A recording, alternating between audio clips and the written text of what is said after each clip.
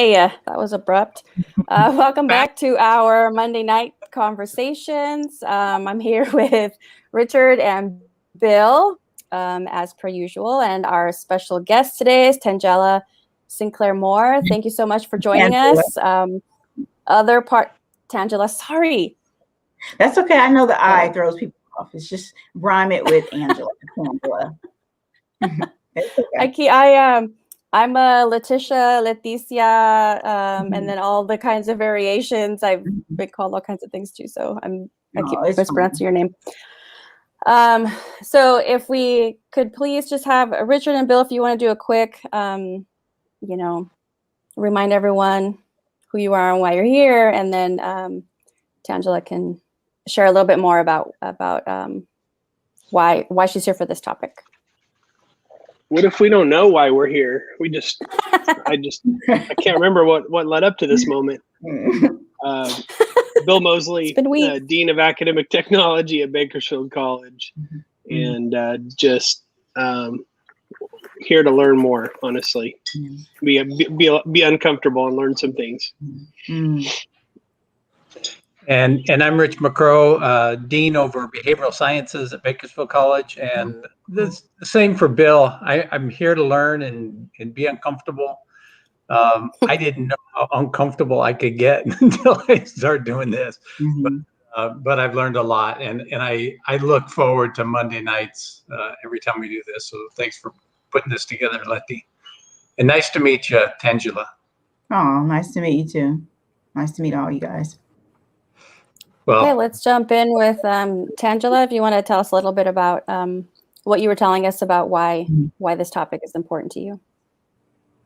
Just my love of education. As a member of when I say, I don't know if you guys know the acronym BIPOC, so as a member of that community, it's just important to me. Well, let me just back up. When I started working on my PhD in educational psychology, reading all the studies, I just became very saddened initially with some of the results as it relates to the achievement gap, what that meant, how did it get to that point? And it's, of course, you guys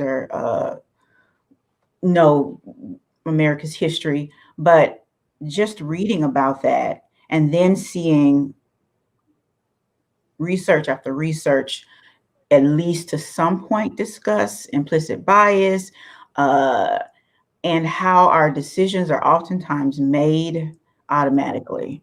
And that impact, and I started to see how that would impact how teachers engage children of non-white children. How it impacted the teacher-student relationship. And so it just made sense, at least from my vantage point, to see, okay, so if someone isn't educated, if you're more likely not to be able to express, because even as a therapist, I recognize that if a patient or client is unable to express him or herself, then oftentimes they become a little bit more aggressive because they don't possess the verbiage, not because they're incapable. They just currently do not possess the verbiage to discuss what they want to discuss.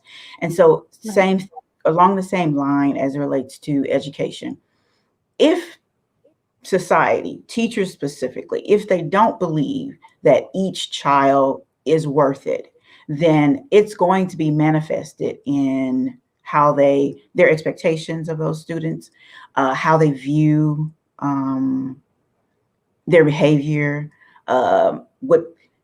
if they're more likely to say, okay, well, this person is no good. They may not say that explicitly, but they're operating from that vantage point. So you get all the expulsions, you get all the, get out of my classroom. And I don't know if I'm answering your question as far as the intro and what led up to that, but it's just my love of education and a deep belief that if two things, if you can educate and have a healthy society, then that helps us overall. Because eventually, we're all going to die. So you need kids who grow up, who can be innovative, who can create. And it's just beneficial for everyone, no matter your ethnicity. It just makes, even if you're a greedy person economically, it makes sense economically to invest in the lives of members of the BIPOC community. Mm-hmm. So yeah, no, it does. It answers the question, because I think there are plenty of teachers, and they could be some of the ones that you're talking about, who don't consider these things when they're in the classroom, and they don't consider the impact that they have in the words that they're choosing with the students that they have at the various grade levels. I mean, I think that maybe Richard and Bill would argue that it's true even as adults when you're teaching in higher ed. And I point to them because they're both at the local community college. So it absolutely feeds into, what would drive these conversations. I'm going to go ahead and put a little ticker up, because this week we're talking about what is the school to prison pipeline. So we just jumped right in, and I didn't even announce the topic. So there we go. And we're talking about the school to prison pipeline.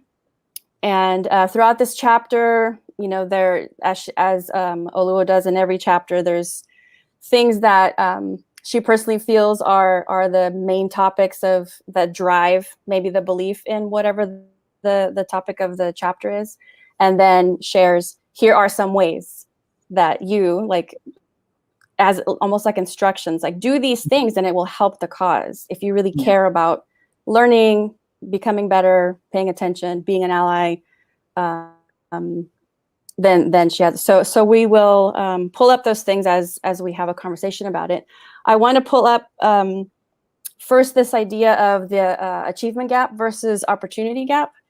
I think that's maybe fairly new. I don't know. I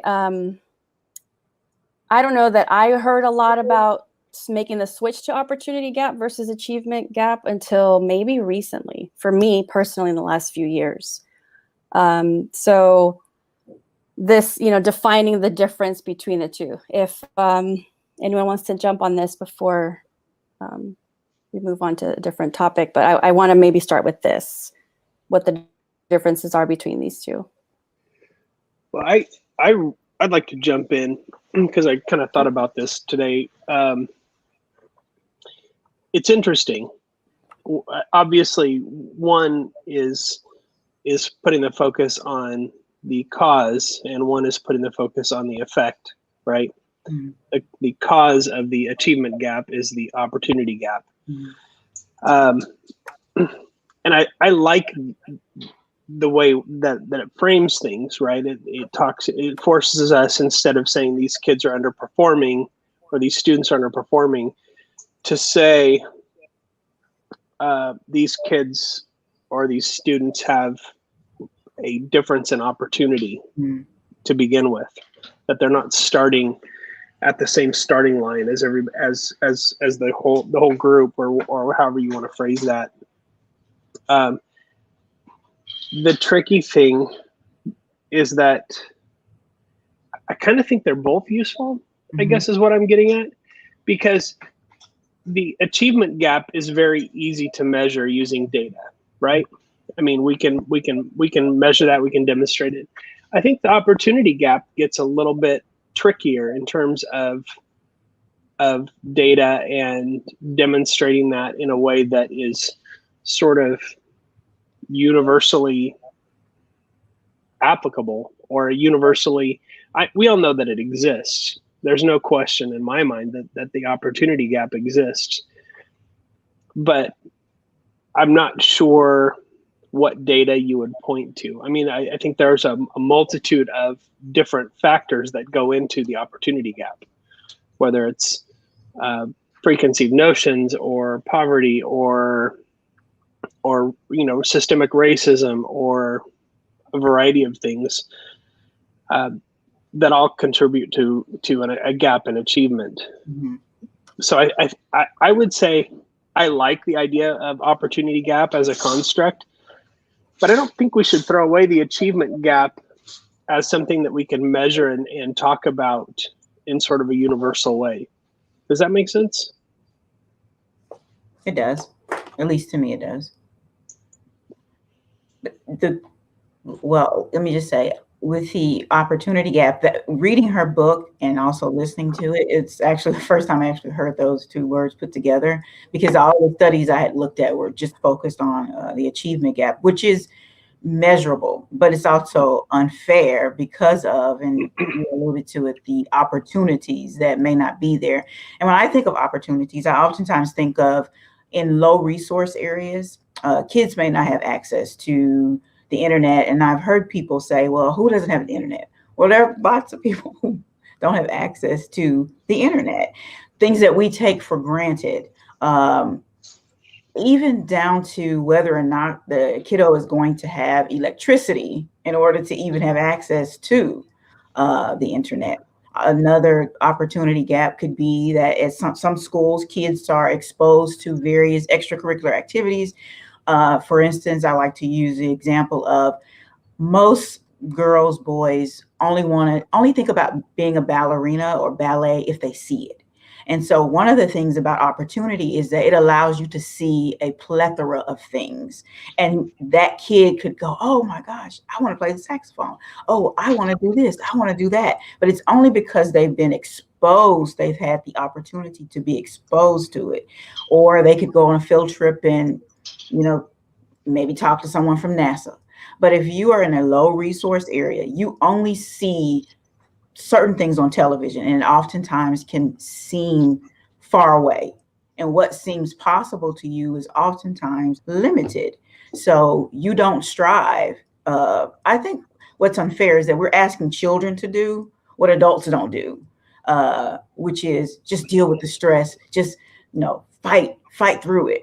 There are adults who do a poor job of fighting through difficult times, but you're asking a 5, 6, 7, 8-year-old, 9-year-old, even a teenage boy whose brain is still developing to just dream big when they really don't have anything other than their small circle of people who influence their lives. So, but that's what I'll say about that. Yeah, it's the first time that I've seen the two words together also, and I think as I read, I couldn't get when she told the story at the beginning of the chapter about the boy that got charged with assaulting two teachers, and they expelled him and sent him home. And I'm reading through that story, and then it's like sort of then they reveal that he was 5 years old, and that sort of not destroyed, that's a bad word.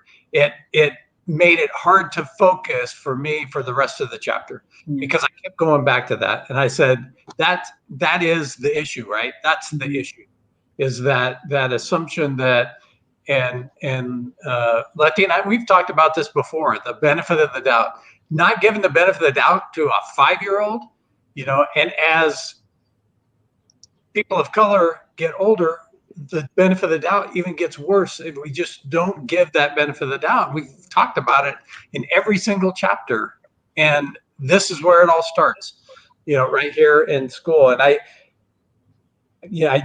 go back to even what we talked about last week, and Calvin talked about, we've got to find a better way. We've got to do something different. Black and brown kids and other students of color are struggling in these schools that are designed around white kids.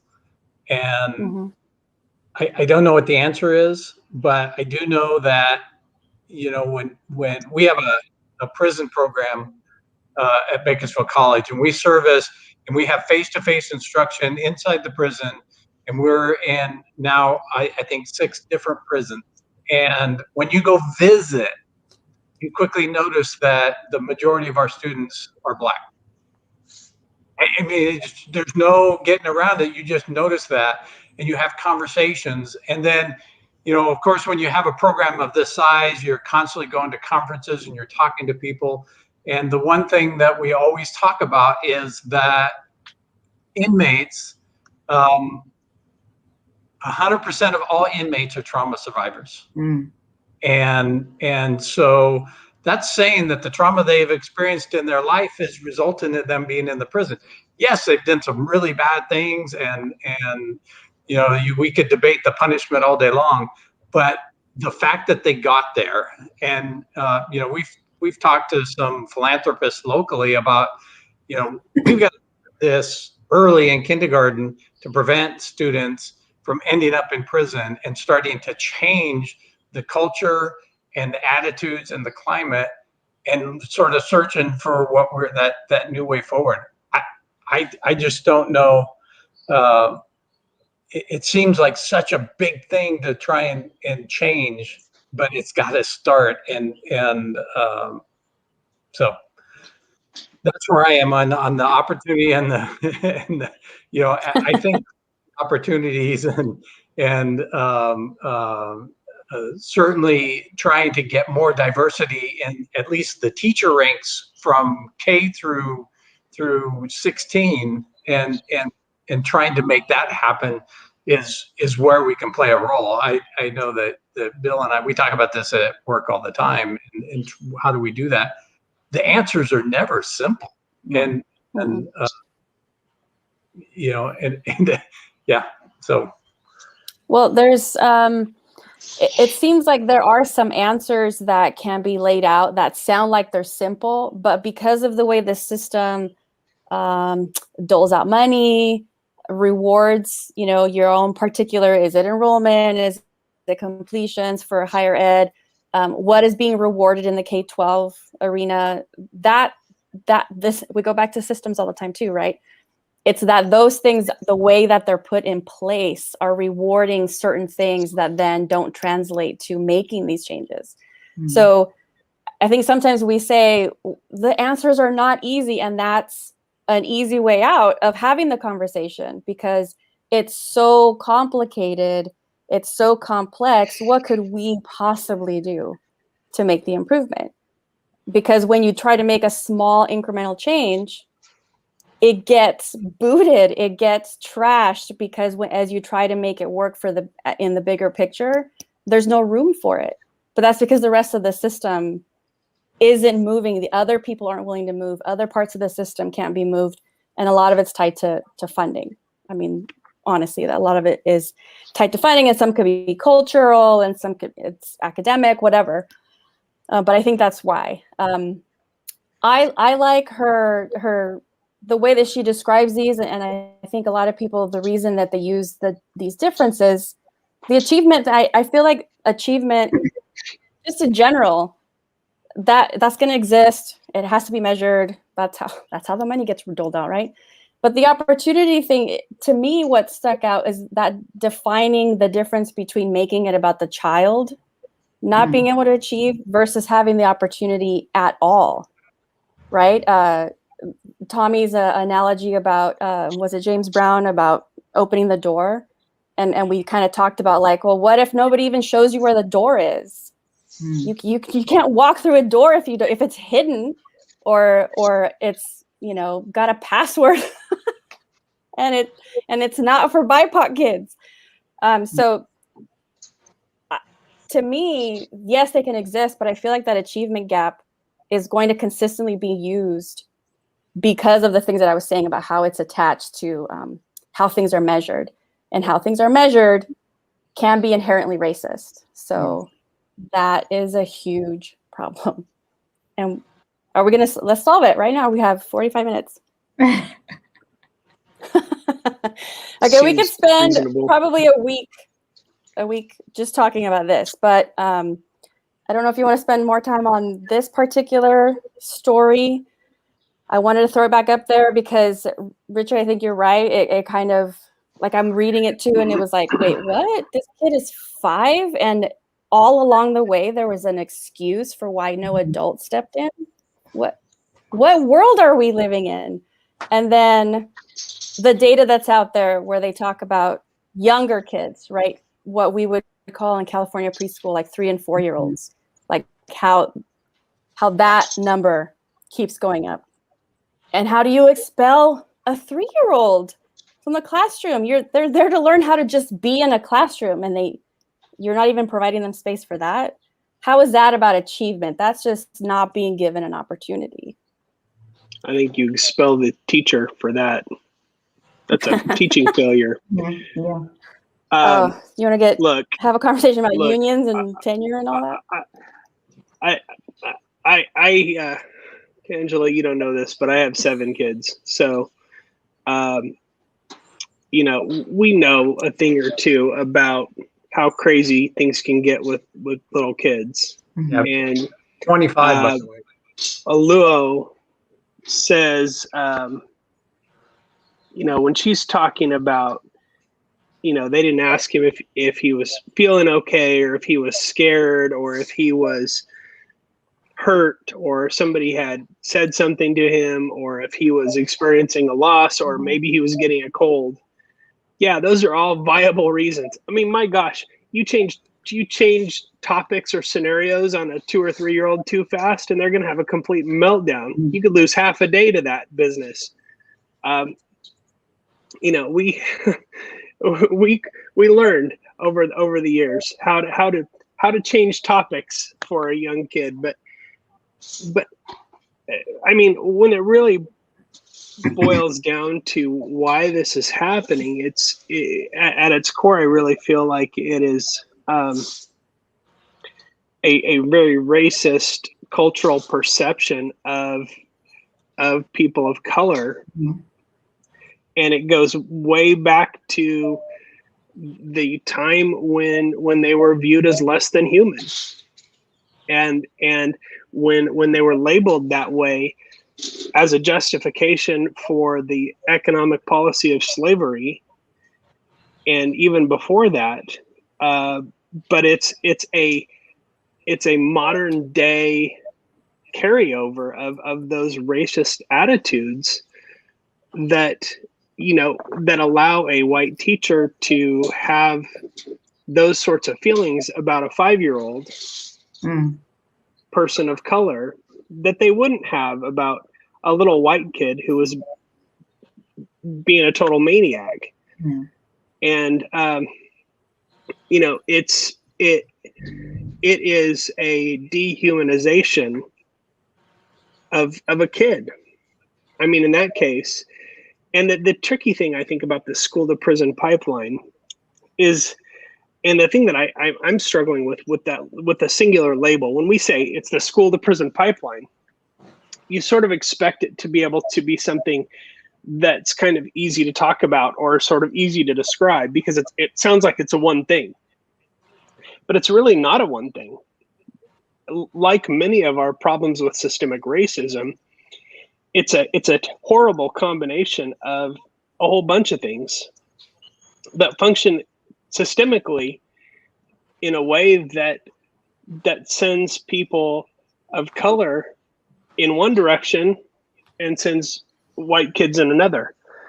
And so we need to address it as a system, not as, not have this expectation that it's going to be easy to wrap our arms around what it really is, because it's a lot of things. It's racial perceptions, it's lack of representation, it's poverty, it's socioeconomic factors that are present in populations of people of color that are less present in, but when you combine those with policy and funding and those sorts of things, lead to an economic disparity and a disparity of opportunity. So there's so many things. And the thing that I think as folks who really want to combat racism in a systemic way, that sort of, I think we all need to sort of like settle into as an idea, is we've got to fight this on many different fronts. And, it's going to take, they always say systemic racism is like death by 1,000 cuts. But, for us to help heal 1,000 cuts, it's going to take a lot of work in a lot of different places to make a difference. And I would hate for anybody to feel like, oh, this is an easily solvable problem because it's simple, because it's not simple and it's not easily solvable, but it's the problem of our lifetime, right? I think it's the biggest flaw in our society is that people don't have equal opportunity. And so to me, it's worth solving. And I think in education, we have the good fortune of being in a position where we can address some of those issues. So I think that the school to prison pipeline is an interesting concept, but it sort of almost feels like we're oversimplifying it because there's so many factors that contribute to that. Hey, Letty, can you pop up that one comment that was up there from the CO? From the CO? Yeah, I saw that. I was thinking about a response to that. And this is from Richard, and he says, trying to be a correctional officer for young offenders, some of them are filled with so much anger and violence. And what was interesting is Sally had put, from early childhood education, had posted just before that in dealing with in her world that it gets extremely violent, and I just happen to know that she deals with very young children. And so there's a connection there of, how this all starts, and to be constantly since kindergarten, ramrodded with the idea that your life is worthless. I just couldn't imagine growing up in that environment, and then wondering when they turn to teenagers and eventually to adults, why are you so angry? Why are you so angry? And looking at individual incidents rather than looking at the whole picture of the child and the poor young man and the adult and what's happening in that world, and sort of giving them the benefit of the doubt and trying to work on those issues. It's something we should be starting in kindergarten, but even if we failed in kindergarten in the primary grades and they get to college, then you've got to educate educators and how to deal with students that have all these different experiences, the majority of them negative. They're not all negative, but the majority of experiences that you may not understand, and letting them sort of get that off their chest. And I just, it was just fascinating to get those two chats at the same time. Yeah, it's. I like to Tangelia, add. did you have a response to? Yes, I do. The labeling first of all. I can't remember the sociologist name, Rios. Anyway, he wrote a book about, and it talks about the labeling theory and what happens when you start to label children, and even our own language, assault, violent. If you use those words, you immediately conjure up images. And so, no, initially you wouldn't think. Now, based on the book, I knew this kid had to be a child just because of the nature of the book that we're reading. But I did find it interesting that if you viewed his behavior as out of the norm for a 5-year-old, if you see that as him being inherently bad, then the only logical conclusion is that he just needs to go. But if you view that same child with the eyes of which you'd want your child to be seen as having a bad day, not inherently bad, let me sit and speak with him or her. When I used to visit schools to do therapy, teachers would say to me, and there was a marked difference between my Hispanic clients, white clients, and Black clients, would see all three. Only the white kid was viewed as having issues outside of him or herself. Well, his parents are going through a divorce. There was always a reason that had nothing to do with the worth or value of the child. So I say that to say that teachers need to be retrained as it relates to, and when I say retrain, I mean, I think of Brian Stevenson, and he talks about the narrative of racial difference. If you believe that members of the BIPOC community, and growing up in America, you are being dishonest if you say you have never, ever had to deal with the lie that people of color are less than. If anyone wants to go into the teaching profession, and I give teachers the benefit of the doubt. I think most teachers want to do a great job. They do believe that kids, should learn and can succeed, and they want to be a part of that whole process. But it does not inoculate them from all the other stuff, because the classroom is just a microcosm of our society. And if teachers subscribe to the narrative of racial difference, which is just the lie that Blackness or people in the BIPOC community, specifically Blackness, because anti-Blackness is an entirely different issue in just globally. You can, I'm not trying to say that other minorities don't go through things, but there's nothing like the anti-Blackness that goes on. And if teachers are not, it's not just good enough for them to be aware that they can be biased. It is necessary for them to have ongoing, not just discussions, but trainings about why are certain emotions or thoughts coming about when you see the 5-year-old or even the 15-year-old boy who has maybe wearing his clothes a way that you wouldn't like. Can you separate that from his value as a human being? Just because he may walk with whatever they call swagger, he may decide he wants to, I don't know, dress a certain way. We'll just keep it at that. Teachers have to be, in my opinion, just like therapists, culturally competent. You have to be able to separate that and see this as a human being whom I would like to see do whatever marvelous things, or whatever you want to call it, whatever teachers tell themselves.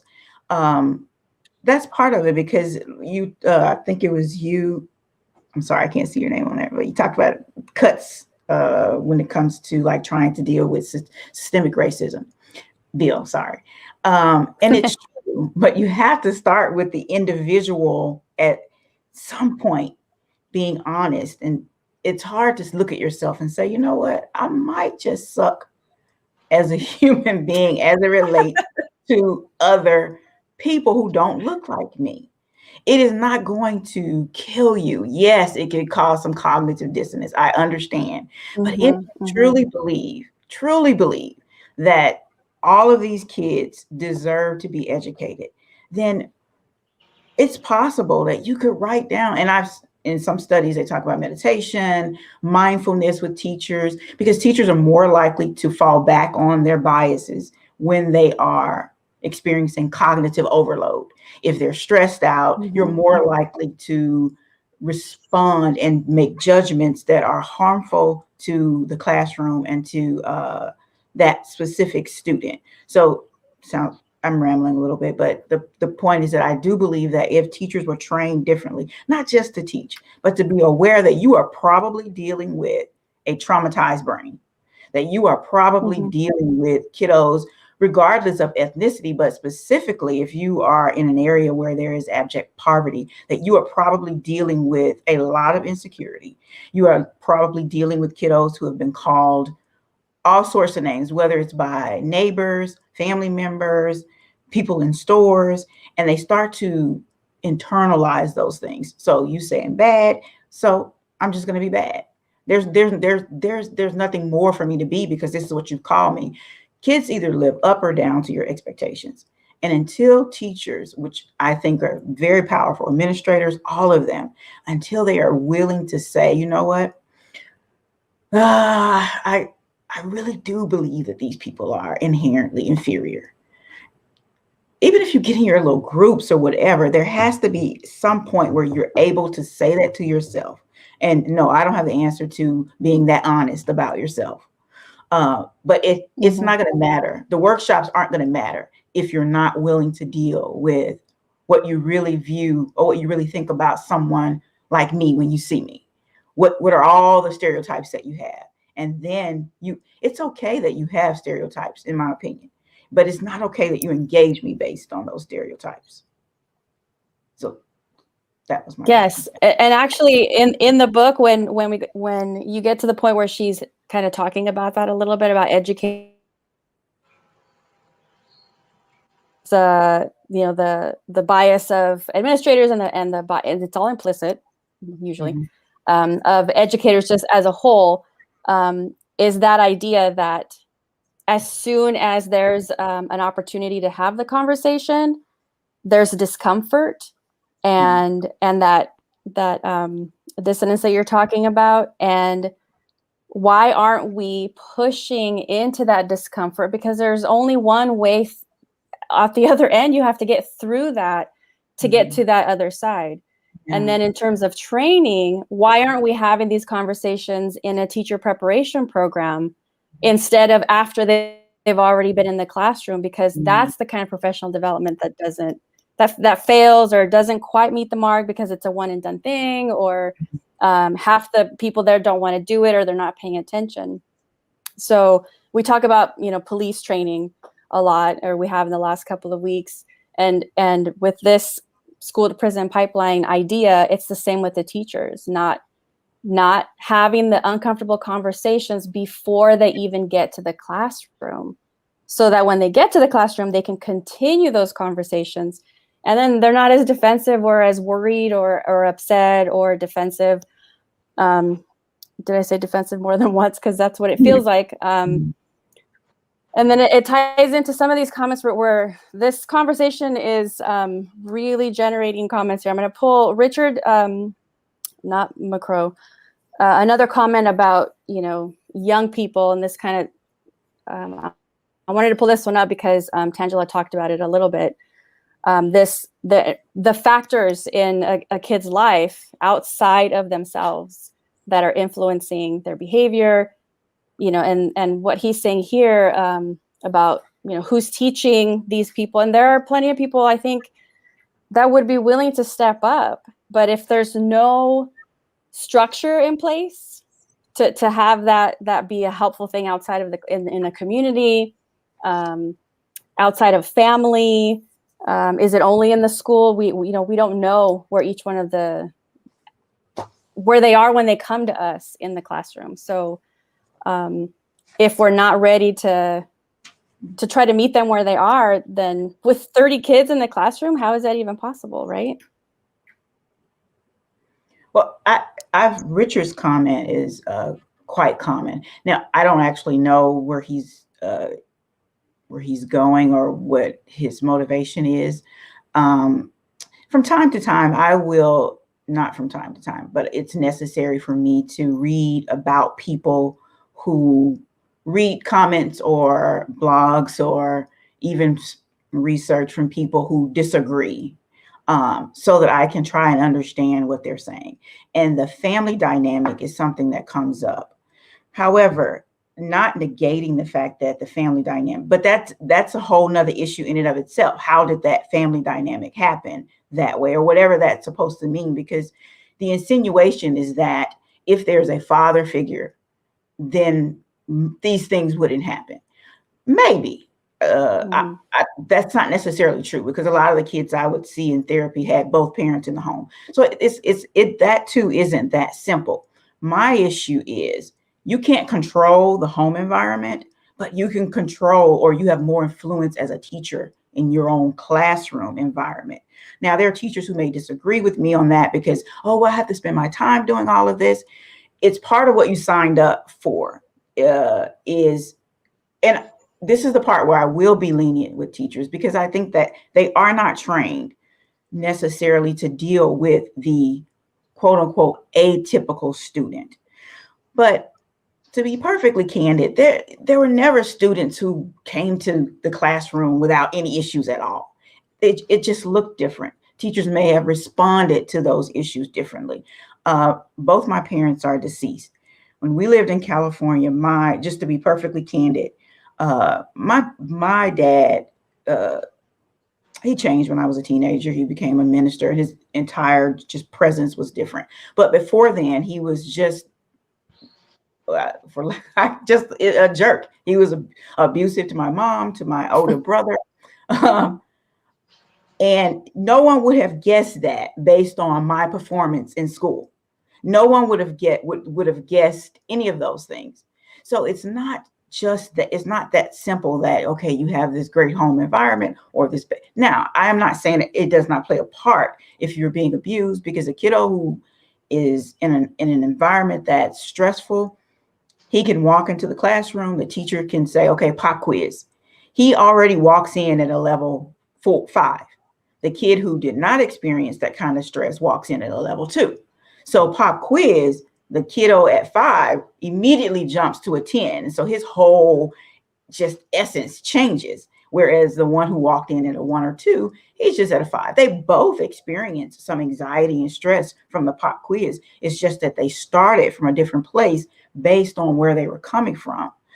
Again, I don't discount having a male role model or female or people in your life who can speak positive things. But what I do have an issue with is that sometimes people will use that and say, well, if they had this, then we could do better.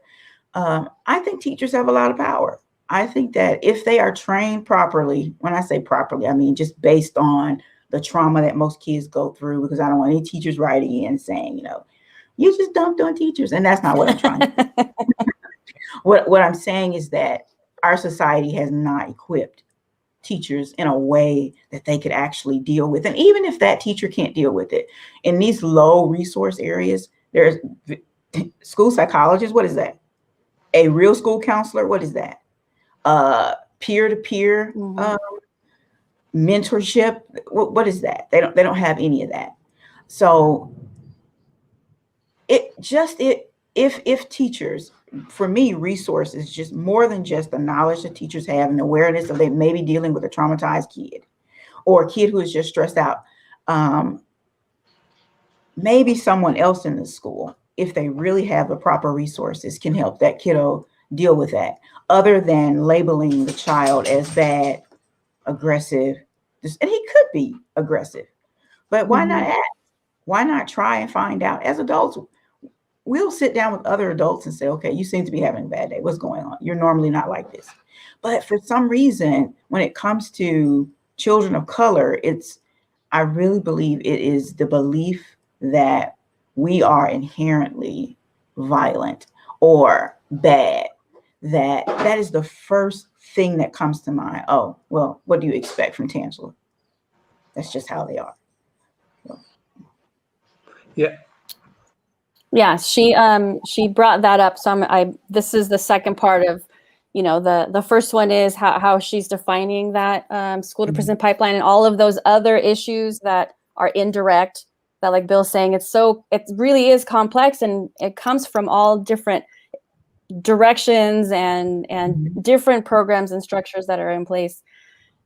And then this idea that this is what we're supposed to believe, right? That all the Black and brown children are just violent, disruptive, unpredictable future criminals. Yeah. And so I need to treat them differently. This is the excuse or the permission that teachers give themselves, or maybe are given directly or indirectly in their training, that there is a difference and they can be treated differently. Richard, were you going to say something? Yeah, I was going to say, because I think Richard's comment is interesting in that we often look at, when we talk about BIPOC children having struggles, and then we look for the family at home, and we look for the excuse at home, but I grew up without a father, but nobody ever looked for that excuse. In fact, I just recall people going out of their way to say, you know what, there's struggling going on here, learning what my experiences were. And then, I went to a Catholic school. And then working with my mom to make things happen and provide resources. But I go back to what Tangelia said when we were reading the book about the student that was charged with assault. And I think this is where my whiteness comes out. When I was reading that, I looked at it and I thought, I was surprised. Like, I didn't have, I'm going through like it's a novel, and then suddenly there's the surprise in the novel, and it emotionally shook me. But that's because in my lens, that's such a surprise. And in your discussion, you were like, I was expecting that. I wasn't, that kind of thing. And so I thought about that. And then I'm thinking too about, what about all the white children around that Black child? And then where does what are their experiences then as they're looking at the 5-year-old that's getting in trouble, and then they start to develop these concepts of what it means to be Black, and so the constant influence for these children are the teachers in the school. The life experience outside the classroom is going to be different for every single student. Mm-hmm. So when it comes to training teachers and having that sort of thought process and learning that every single student that you have had different experiences and providing the benefit of the doubt, I think sort of goes back to what Richard said. Yes, a lot of times maybe not having a father around wasn't the best thing. But on the other side of that, all children have different experiences outside the classroom. So why not start to give the same benefit of the doubt to the BIPOC students as you do to your white students? And then how do teachers get to that point? And I think that training or education is going to be important. I think back to the course that was being developed by that nonprofit, and working through working through and providing real training that's very clear about the experience of BIPOC people in America, so that people understand the differences.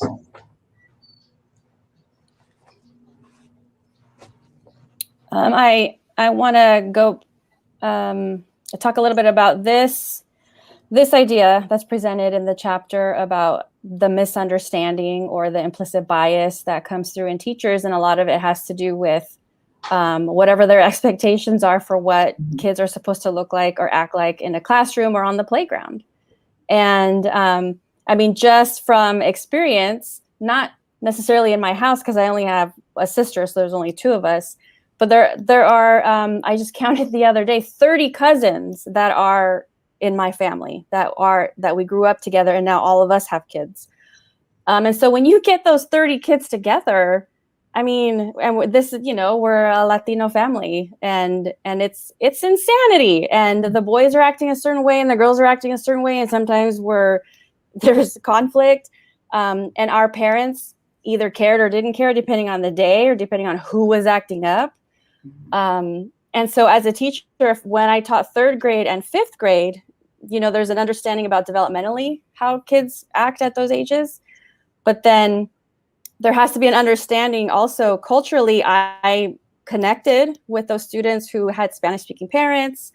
I could understand a little bit more about what was important to them, or what the parents didn't care about, or the kinds of clothes they were wearing, the kinds of food that they wanted to eat, things like that. And I know that there were other teachers who were white and older who either never considered it or just thought it was something that the kid could just handle and deal with on their own, and made no effort to figure out, like, what is this family like? What is it like? What are they like when they're with their siblings? What are they like in a family environment? And so there's that constant separation of, this is how you act at school, and and maybe that's a difference where white kids get to act and be themselves all the time, whether they're good or bad, and the kids of color do not. And we don't normalize them being kids. And this idea. It reminds me of a study I saw about own race teachers, like Black teachers, Black students. There's a different dynamic that's created if a student walks into a classroom and the teacher looks like him or her. Now, that is not to say that, hey, let's get rid of all the white teachers. But I think the number is like 80% white female suburban teachers. So it's very difficult without intentionality for them to be culturally competent. Not that they're incapable, it's just that has to be intentional. If you are a white teacher and most of your students are members of the BIPOC community, it is necessary, and it's not to say that Black teachers don't need to be culturally competent as well, because Black in America, you could be Caribbean, and you can still be ignorant about those things. But there is an initial, like, I can breathe if I walk in as a student and my teacher looks like me, because there's an assumption that you're at least going to, even if the assumption isn't true, you at least operate as a student believing that this teacher sees your worth or value. For instance, I used to be a substitute teacher when I was in Texas, and the district was basically white. But there would be a few Black students, and it was just interesting to me how they would gravitate towards me. It was almost as if they could take a breath. And then after a while, because I was there so frequently, I would get have conversations with them, all the students. But I just noticed that if a student, and this leads into one of the points I wanted to make earlier, the teacher-student relationship is one of the keys to a more effective learning environment. It is one of the keys to kiddos, especially minority kids, when most of the teachers are white females, when they know that it doesn't matter what ethnicity my teacher is, she or he cares about me. And I know this. I know that if I'm having a bad day, I can say, oh, well, I'm sorry, Miss So-and-so. I didn't sleep well last night. And her response, because of the relationship, may be, let's talk about it later, instead of embarrassing the kid in front of everyone. Because once you do that, and I notice, especially with boys, once you do that, you embarrass them. Immediately, there are a slew of emotions that arise. You're disrespecting me. You're making small of me. You think I'm nothing, and that may not be the case. But because that teacher just so happens to be white, there are racial factors that are attached to that. Now, if you have, I believe the study was, I don't know if it was by Harvard or Yale, I think it was Yale, that Black male teachers were viewed slightly more positively than other teachers. And of course, this is just a small study, but the rationale behind that was that there was this feeling of, oh, he's going to get me, whether the student was Black, white, Asian, it didn't matter.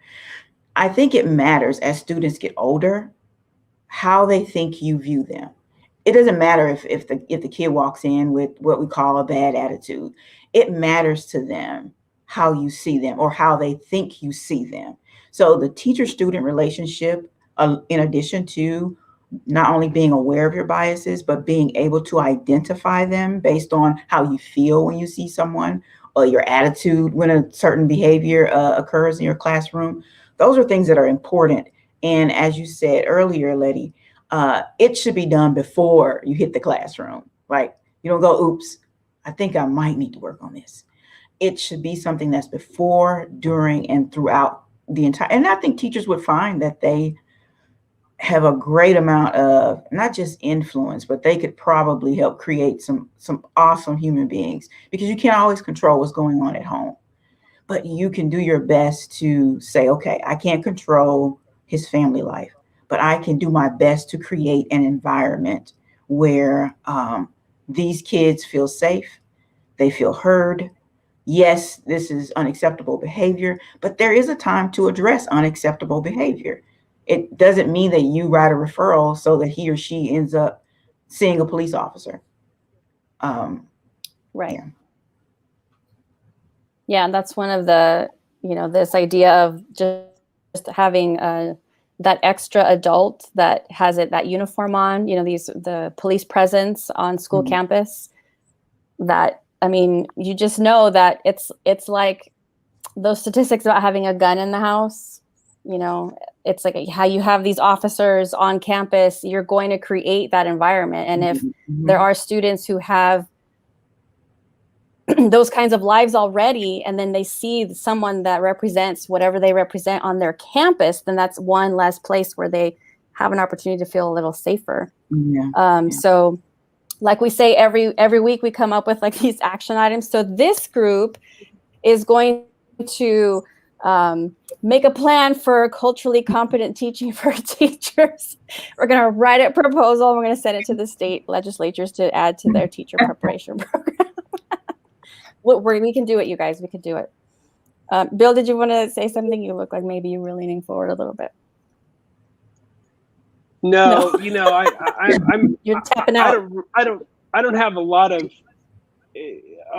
to contribute. Honestly, Tangela, you're kind of on a roll, so I hate to even interject, but I appreciate all of the perspective and research that you bring. I think, you know, like every week, I'm gonna say that, you know, I think it's important to remember that there's no silver bullet sort of fix for systemic racism. Systemic racism is by nature very distributed and very complex, and the solution isn't just some kind of singular, like let's make a policy kind of a thing, because it's cultural, and it's financial, and it's education, and it is real hard conversations. And you know, in the case of folks like me that walk around with a lot of privilege, it's a lot of very real introspection and looking at that and realizing that the world is not a level playing field, and it's being willing to say, I know that leveling the playing field requires me to take a step back and being willing to part with some privilege, because our society is a zero-sum game. In order for another person to gain, one person has to give up something or has to lose. That's the real truth. And the reason that the playing field is not level, the reason that privilege exists is because of injustice. And it's not like, hey, I earned this privilege, or I worked hard and that's why I have the privilege. But that's not what privilege is. Privilege is something that I have because of injustice. And so even though it may be difficult to think about parting with privilege on a personal level, it's important to us. It's important, and it's sort of the path forward to a solution. So in terms of teaching and kids and education in this school to prison pipeline, I think it's really important. We have to educate teachers. We have to promote representation in schools. Super important, not just at the teacher level, but at the administrator level, school counselors. We need representation. It's critically important. We need to be able to discuss race and discuss differences in perception of kids and racial perceptions. And we need a whole lot of people who are willing to be uncomfortable and to say things like, you know, I wonder why I feel differently about one kid who's brown than I do about another kid who's white. And that's a very difficult thing to wrestle with. I can tell you, it is, because it sort of goes to the core of like, am I actually a good person? And we all want to feel like we're good people. And there's a whole lot of good people out there who mean well, who have these very deeply ingrained racial attitudes. And so we gotta be willing to be deeply uncomfortable and to challenge ourselves. And that goes for education, that goes for a lot of things. But in this case, it is, as educators, we've got to be able to, Patrick McCrow curriculum. Boy, that's a big one, right? history, everything from history to everything else in our curriculum. My gosh, we have to really rethink the way we look at curriculum. But that's another area where representation is so important, right? If we have representation in our faculty, then when we're developing curriculum, our curriculum will lean toward being representational of our students. And so, I think as a leader in education, the two things that I'm really working toward is making sure that we have that opportunity gap is solved in any of the practical ways that I can find. But we're working hard at representation at BC. We realize that we have a student body that doesn't match our faculty and its staff and leadership, but it needs to, because it's important to our students. So those are some very practical, very, very reasonable things that we can do as educators. I think it doesn't solve the school to prison pipeline completely, but again, it's a complex issue, and we have to start somewhere.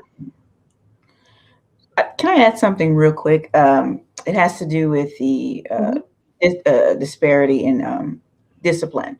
There's and I wrote it down so I wouldn't forget it, is a 2011 report in Texas found that the vast majority of disciplinary actions were attributed to discretionary responses to student behavior. Generally speaking, Black and brown kids are sent out of the classroom for very subjective things. Oh, you have a bad attitude. Oh, you talked back. Not because they've done something like vandalize something or hit the teacher or hit another student. It's always generally speaking, it's very subjective. Because I think sometimes people listen to this type of conversation and the first thing that comes to mind is, well, some of those kids are just bad. Well, some of those kids just might be bad, but that isn't the point as it relates to how teachers respond to it. Is what's your definition of bad? What's your definition of I can no longer teach this child? Because generally speaking, when white kids are sent out of the classroom, it is because of something that is very objective. You can pinpoint it in a court of law. This is what he or she did. But then you take a Black kid or a brown kid and you say, well, he wasn't paying attention. But is that really a reason to send him out of the classroom? For all you know, he could have had a death in the family, and maybe he's just not having a good day. And maybe it's a month of not having good days, but he's in there. He's in the room, because we know that when kids are not in the classroom and you expel them, they generally end up around other kids who are also expelled. And they just do all kinds of things because that's what kids do. Not because they're Black or brown, but just because kids do things when they are not properly incentivized or just in a space where maybe one time in their life they're told that they're worth something. But I just wanted to point out the fact that generally speaking, these kids aren't being expelled because they did something that's horrific. And the numbers, I can't remember the risk task force or whatever, that behavior does not explain the disproportionate number of expulsions or kids being suspended. Because it's the same behavior. Black kids, white kids doing the same thing. It's just the filter that the administrator or the teacher is using to address what they call bad behavior. I just wanted to. Yeah, and that's good, because it's one of the things that proponents of making changes to curriculum, but also policies, will point out is that as soon as they added a phrase like that, whatever in school or districts discipline policies that lead to teachers being able to say he talked back, so now he doesn't get to be in the classroom at all. Right? Like the 5-year-old who was suspended. And so the punishment is you don't get to be in a learning environment because you had a bad day. And then where all of these things intersect, and where you could probably draw a straight line in this school to prison pipeline, is this other idea about disabled Black and brown youth and how they're the most likely to be victimized in those settings. And so if you, you can, draw a line where you can say, when you get to the point where there is some kind of, even if it's not a police shooting, if it's brutality or some other event happening in a community, and it is a person of color who is having some kind of an episode, some kind of mental health episode, or has a problem or needs help for whatever reason, you can probably draw a line back to where, how many times, how often, and how young that kind of discipline or violence started happening to them, so that when they're adults trying to get help, it's the same, like that, the same cycle happening over and over again. So that might be an intersection of where we go wrong. One of the complex systems is that mental health, or in school having the special education teachers not being trained, and I know we have a couple of people in the comments that are trained specifically in this arena, and I don't know if they're making comments right now, but I wanted to make sure we put this in there because she brought it in as one of those intersections, and we can't pretend like that's not one of the issues. And on the flip side, when those students are, like you were talking about earlier, labeled, you're labeled a certain way and you're taken out of a classroom maybe and put into a classroom you don't belong in because you talked back one day, or you had a hard time with this particular assignment, and now all of a sudden you have a learning disability, so you're going to have to go over there. And that puts them into that part of that pipeline, right? That's where all of this, and I know it's simplistic to say that that's the way it works. Like, there are these paths, but you can draw lines. Yeah. You can draw lines from being a kid and then where they ended up as adults. And there's some comments about, well, what's the answer? Well, we don't have an answer. We don't have an answer, but we're talking about it. And we have to keep talking about it. I think kids and people in general can generally only handle a certain number of blows in their life. And I think, sometimes kids come to us or students come to us and they're already in a pretty vulnerable place. Mm-hmm. And, as a teacher or as an educator, we can be that person that sort of helps them lift themselves up and makes things a little better. But it's also very easy to be the straw that breaks the camel's back. And it's, I think disabled Black and brown youth maybe come to us with even more depleted sense of emotional energy, and maybe come to us having endured a little bit more struggle than even the general Black and brown youth that aren't disabled. Mm-hmm. It's that whole intersectionality, and such a important perspective. And I just think, when we see kids that at a very early age are told that they're bad kids, or mm-hmm. that they're too wild, or for things that are not their fault. Maybe they had a bad day, or they're not feeling well, or whatever, and then it becomes a character assault. And it doesn't take much. Mm-hmm. It doesn't take many of those comments for a young person, even a young adult, to begin to see themselves as a bad person, or as not smart, or not. And if we spend our time saying those kinds of things to students, or sending those messages even non-verbally, it has a massive effect. Mm-hmm. And at some point people give up, and people say, well, just forget it. I'm just gonna be that person. Mm-hmm. So, mm-hmm. we need to, I think the way to combat that is to educate people, obviously. But it's also, we can be out there being the person that tells these students, hey, you're smart, you're talented, you can do this. You've had some really rough things in your life, but that doesn't define you. Well, That's just what's one of the asking. great things about being an educator, I think. I think some takeaways that I'm sitting here looking at, and I agree with Bill in his discussion, but and then a constant discussion about instructor or teacher diversity, even in our own environment at the college, we talk about it. It's so easy to say that, but it is a challenge that we experience, and we are taking the proper steps, I think, to try and build that diversity. But in the meantime, and you can only build diversity so fast because you've already got in place a good percentage of your white teachers and white staff, and then I think that's where I think Bill had talked about the educational opportunities and bringing those about and getting those.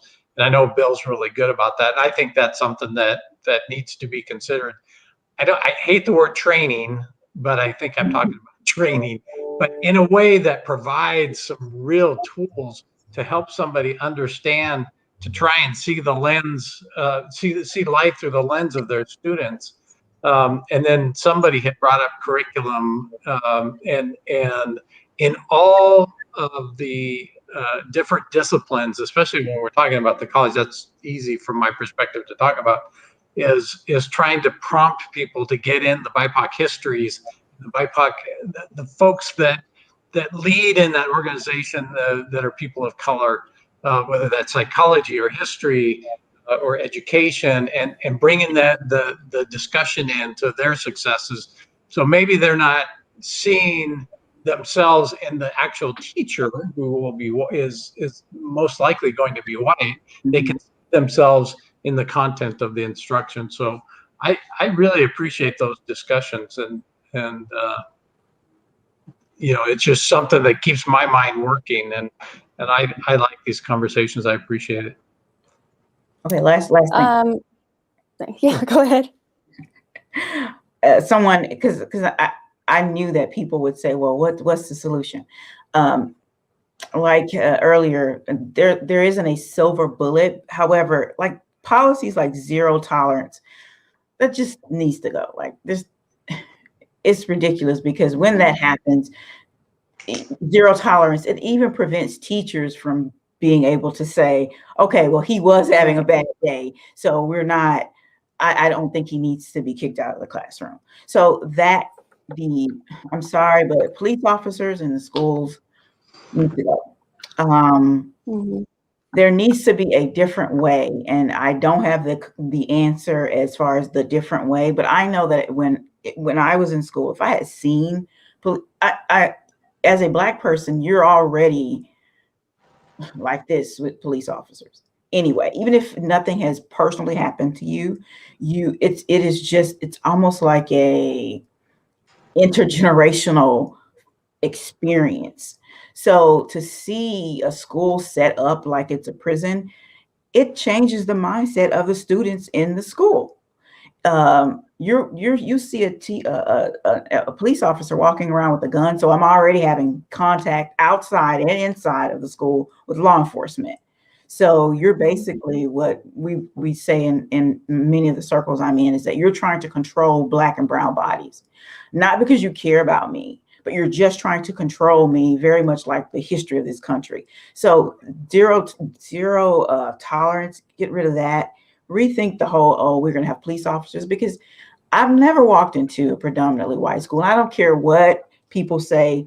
Most of these white parents would never be okay with police officers walking around in their schools. So what makes it okay for Black and brown? Oh, they're more violent. No, statistically, no, that is not true, that they're more violent. You assess their behavior and you assume certain things about them. So I would say that, and maybe something to contribute as far as teachers are concerned. Again, we talked about training.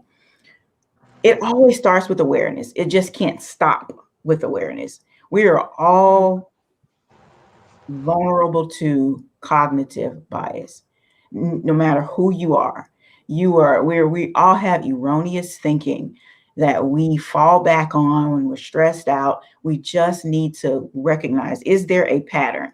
Am I always calling on this one student to make him feel bad. Why did I do that? Teachers get together. It just changed the way they engage. When I was substitute teaching, and I would be in the I forget the little room where teachers hang out, and the words that they would use, lounge. The lounge.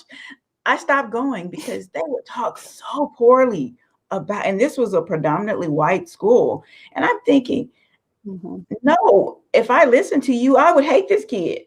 He can't even speak for himself because you have 5 teachers yapping away because he said something or did something.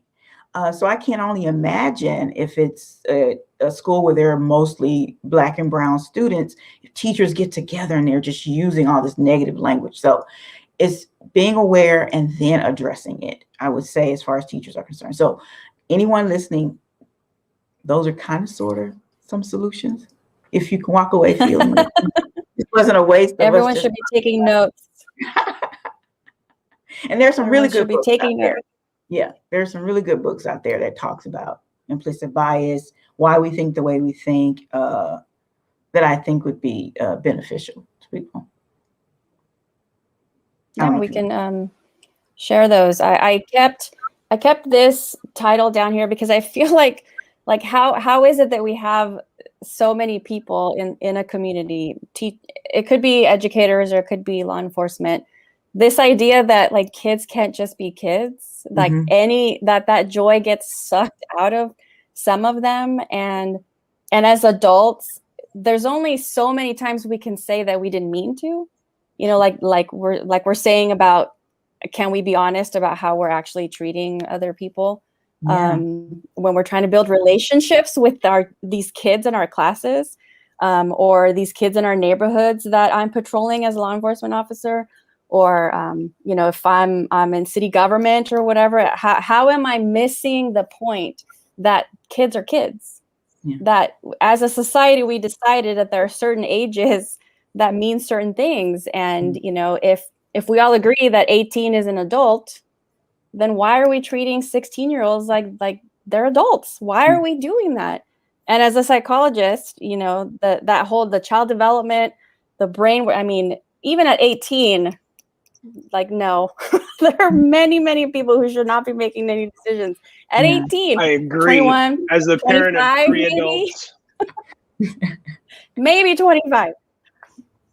But we're not considering those things. We're not considering those things. So this idea that we're stealing joy and stealing childhood joy from kids should be where we're focusing. Like, what's in the best interest of those tiny humans that are in those classrooms? So I'm gonna leave you with that fun idea. Let me take this off real quick. We're past the hour, so I don't want to keep Tangelia you much later, because I know that it's later where you are, and people probably get tired of hearing us talk.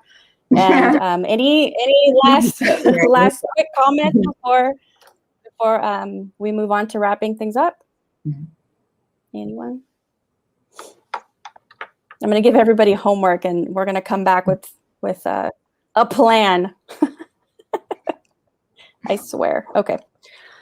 Okay, let me turn this off. Next week, we're moving on to the next chapter. This is probably going to be difficult. On the 26th, chapter 9, why can't I say the N-word? This is a question people ask all the time. I just a few days ago had a conversation with a friend who we had this conversation, and I was like, stop. I don't want to talk about this anymore. Just don't. Don't do it. That's my question to that question. Why do you want to say it? Why do you want to say it? Yes. So I mean, I don't say it. This is what we'll discuss. Yeah. It's a good question. And it's sort of like that whole idea, right, of teachers looking in the mirror and recognizing their biases. It's the same sort of mentality. So that's what we'll talk about next week. And I think a couple weeks ago I put this up, but I'm just going to remind everyone that April is Sexual Assault Awareness Month. There's so many resources available. I'm just putting, I know maybe this is out of left field for a lot of people, but it's one of those things that there also creates maybe bias against people creates problems for maybe students, maybe teachers in a classroom and an environment and community, and sometimes it's hard to discuss. And there are a lot of resources available, so I just want to remind everyone, check on your friends, let's have these conversations and be supportive. Okay, thank you all very much. It's 8:20 now. Great conversation. Thank you so much for joining us, and we'll see you next week. Bye, guys. Thank you.